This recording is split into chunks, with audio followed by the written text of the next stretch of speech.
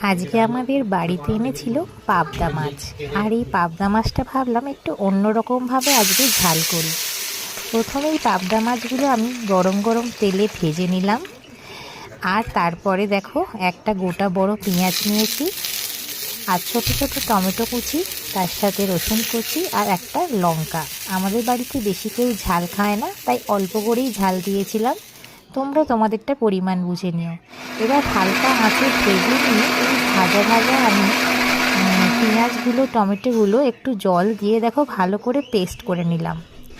আজকে ভাবলাম একটু অন্যরকমভাবে করি। তারপর মাছ ভাজার তেলে কালো মরিচ দিয়ে আমি ওই মিশ্রণটা ঢেলে দিলাম, আর তার সাথে কিছু মশলা আমি অ্যাড করে দেবো, যেমন লঙ্কা গুঁড়ো, হলুদ গুঁড়ো, জিরে গুঁড়ো, ধনে গুঁড়ো, আর তার সাথে স্বাদ মতো লবণ।